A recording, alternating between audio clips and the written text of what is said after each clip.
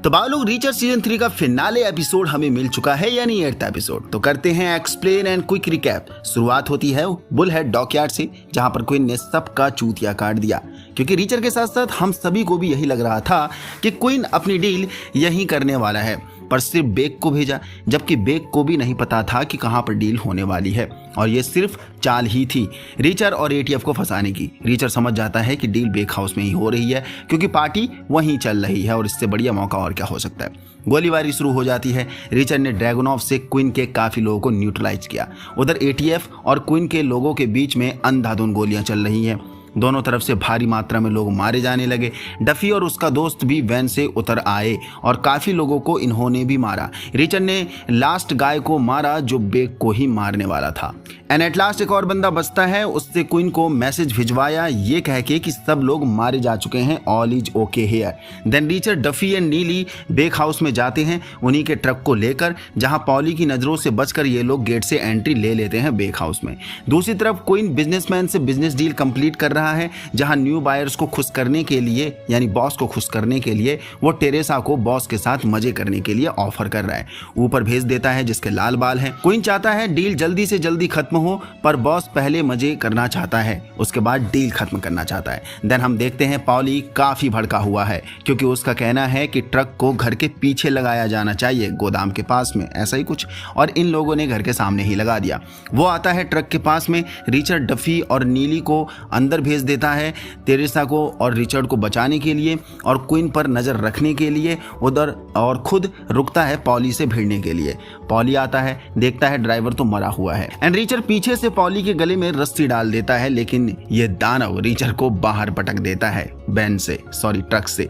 और फिर जो महामुकाबला इन दोनों दानवों के बीच में देखने को मिला है, तारीफ काबिल है, या यूं कहो कि काबिल तारीफ है। दूसरी तरफ डफी एंड नीली घर में घुस गए हैं, जहां बेक इन तीनों को सीक्रेट रास्ते बता रहा है टेरेसा और रिचर्ड तक पहुंचने के लिए, और बेक को यही गोदाम में रुकने को कहा गया, क्योंकि क्वीन इसे यहां पर देख लेगा तो रिचर्ड और उसके मतलब बेक दोनों को मार सकता है।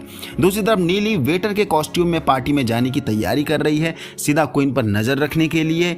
एंड नेक्स्ट सीन में हमें ये दोनों दानव फिर लगातार लड़ते नजर आ रहे हैं। रिचर के मुक्कों का उतना असर पॉली पर नहीं हो रहा है, लेकिन पॉली के मुक्के रिचर को नानी याद दिला दे रहे हैं। रिचर बहुत कोशिश कर रहा है पॉली को जैसे तैसे मारने की, लेकिन पॉली पूरा दानव और राक्षस की तरह है, जिसे कुछ असर ही नहीं हो रहा है। पहली बार रिचर को कोई ऐसा बंदा मिला है टक्कर का जो रिचर की धज्जियां उड़ाने पर लगा है। पॉली को रिचर जब भी पंच कर रहा है, पॉली बदले में मुस्कुरा दे रहा है बस। उधर गुलिर्मो रिचर्ड को बचाने के लिए आगे बढ़ ही रहा था कि रास्ते में उसे एक गार्ड मिल जाता है, और गुलिर्मो ने एंड इस गार्ड के बीच में काफी शानदार भिड़ंत हमें देखने को मिलती है, जहां गार्ड ने गुलिर्मो की हालत खराब कर दी एक बार के लिए। दूसरी तरफ पॉली और रिचर फिर लड़ते नजर आ रहे हैं। ढेर सारी बोरियों से सब दबे हुए हैं, पर दोनों के दोनों मरने का नाम ही नहीं ले रहे हैं। पॉली फिर रिचर को जंजीरों से बांधकर फांसी में लटका देता है, लेकिन रिचर भी कहाँ मरने को तैयार है, कहाँ मरने का नाम ले रहा है। वो पूरी जंजीर के सॉकेट को ही उखाड़ देता है और फिर से बाहर आ जाता है। अब तक पॉली भी परेशान हो चुका है कि ये साला मरता क्यों नहीं है। दूसरी तरफ गुलिर्मो जैसे तैसे इस गार्ड को मारने में सफल रहा है और खुद को बचा ही लिया। एंड तभी रिचर्ड भी आ जाता है और गुलिर्मो बोलता है कि मैं तुम्हें बचाने आया हूँ। दूसरी तरफ पॉली और रिचर ये दोनों सांड फिर लड़ते नजर आए, पानी में गिर जाते हैं लड़ते लड़ते, और समंदर की लहरों के बीच में भी एक दूसरे से ये लड़ ही रहे हैं, जबकि समंदर की लहरें इन्हें डुबाने की कोशिश कर रही है। रिचर पॉली के गले में मुक्का मारकर या फिर कुछ भी मारकर पानी में ही छोड़ देता है, जो एक बार के लिए लगा कि अब मर जाएगा। नेक्स्ट सीन में हम देखते हैं नीली अंदर क्वीन पर नजर रखे हुए है। तभी एक और वेटर आता है और नीली को टोकता है। तभी नीली बोलती है कि मैं फूड डिपार्टमेंट से हूँ और एजेंट के रूप में देखने आई हूँ कि सारा मामला ठीक ठाक चल रहा है या नहीं। दूसरी तरफ रिचर समंदर से बाहर निकलकर वापस बेक हाउस में आ ही रहा है और देखता है कि पॉली भी पीछे पीछे आ रहा है। ये दानव साला मरने का नाम ही नहीं ले रहा है, और दोनों भागकर गेट रूम में आते हैं, जहां ये मशीन गन भी रखी हुई है, और यहां भी लड़ना चालू कर देते हैं। और बड़ी मुश्किल से पॉली मारा जाता है, क्योंकि रिचर ने मशीन गन के बैरल को जाम कर दिया था, जिससे गोली चलाने पर पॉली खुद मार गया। मशीन गन की बुलेट ने खुद बैक ऑफ किया था। नेक्स्ट सीन में हम डफी को देखते हैं जो टेरेसा को ढूंढ लेती है और देखती है कि टेरेसा काफी ज्यादा ड्रग ओवरडोज के नशे में है। तभी क्वीन बायर्स से मिलता है और बोलता है कि मुझे और भी मीटिंग्स को अटेंड करनी है, इसलिए काम की बात पहले कर लेते हैं, देन जो भी होगा वो बाद में आप फॉर्मेलिटीज करते रहना। पर बॉस तो टेरेसा के मजे लेने गया है। दूसरी तरफ हम देखते हैं बॉस टेरेसा के रूम में आ चुका है, अपना एक गार्ड दरवाजे पर लगाकर, और आके अंदर टेरेसा से मजे लेने की बात करता है और कपड़े उतारने लगता है। तभी डफी आ जाती है और उसके औजार पर सीधा गोली मारने की धमकी देती है अगर उसने हिलने की कोशिश भी करी या चिल्लाने की कोशिश भी करी तब। दूसरी तरफ रीचर अब फुल फायर मोड में आ चुका है और गोदाम से जाकर एक शॉटगन निकाल लाता है एंड गोलीबारी शुरू कर देता है, जिसकी आड़ में डफी ने भी बॉस के औजार में पहले तो गोली मारी, उसके बाद उस गार्ड को भी मारा एंड बॉस दोनों को टपका दिया डफी ने। रीचर घर में घुसकर सीधा फायर एंड फायर खेल रहा है।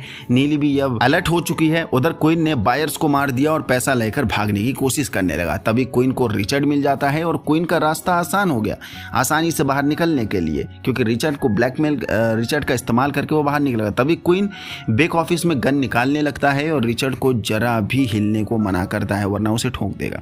तभी बेक आ जाता है और रिचर्ड को बचा लेता है और पता चलता है कि बेक की गन खराब है, यानी नकली है, नकली नहीं खराब बोलेंगे। और क्वीन मौका देखते ही बेक को मार देता है, छलनी कर देता है और भाग जाता है।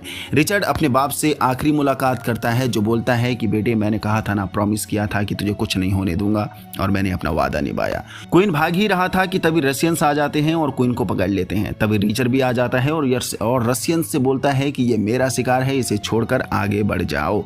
नीली रशियंस को पैसे दे देती है जिसके लिए वो आए थे और वो चले जाते हैं क्वीन को रीचर के हवाले करके। रीचर को क्वीन के पास छोड़ दिया जाता है अकेले डफी एंड नीली के द्वारा, सभी के द्वारा। क्वीन उससे पूछता है कि आखिर तू है कौन, क्योंकि अभी वो नहीं पहचान पाया है रीचर को। तभी रीचर बोलता है कि कोल का नाम डोमिनिक था, जो तेरे को पता भी नहीं था। तब क्वीन को अचानक सब कुछ याद आ जाता है, कैसे रीचर ने उसे मारा था, कैसे क्वीन ने कोल को मारा था बुरी तरीके से ब्रूटलाइज करके। And boom, richer finally queen को एक शॉट, भयंकर वाला शॉटगन से टपका देता है। नेक्स्ट डे बेक हाउस में पुलिस आई। रिचर्ड से मिलता है और उसे सारा कैश लेकर इस दलदल से बाहर निकलने की बात कहता है, यानी दूर जाने के लिए। देन रिचर्ड गुलिरमी से मिलता है और आखिरी अलविदा लेता है। देन रिचर्ड अपनी मोहब्बत डफी से भी मिलता है और इन दोनों की बात होती है, जहां डफी मूव ऑन की बात बोलती है और जो हुआ वो सब भूल कर आगे बढ़ने की बात बोलती है। खैर ये तो रिचर्ड का बेस्ट पार्ट है जो हर बार वो करता है, आगे बढ़ता ही है। तभी तो वो नई कलियों से मिलेगा आगे जाकर। एंड लास्ट फाइनल किस होती है एंड बूम। देन हम देखते हैं रिचर्ड सारा कैश लेकर अपनी कार में नई जर्नी पर निकल पड़ता है खुशी खुशी। उधर गुलिर्मो लंबे समय के बाद अपने घर वापस आ चुका है, जो अपनी बीवी से मिलता है। डफी टेरेसा को उसकी दादी से मिलवाने ले आती है और रिचर्ड अपना एक मोटर बाइक पकड़कर फिर नए सफ़र पर निकल जाता है। एंड बूम, सीजन 3 का दी एंड। बाकी अब मिलते हैं सीजन 3 की एंडिंग एक्सप्लेन ब्रेकडाउन वाली वीडियो में। यहाँ तक पहुँच गए तो इसका मतलब वीडियो पसंद है तो लाइक कर दीजिए, नया हो तो चैनल को सब्सक्राइब कर दीजिए।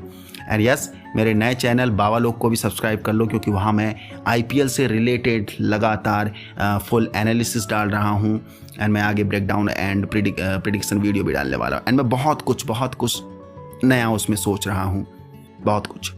तो चेकआउट कर लो, लिंक आपको डिस्क्रिप्शन में मिल जाएगा। मिलते हैं, जय हिंद।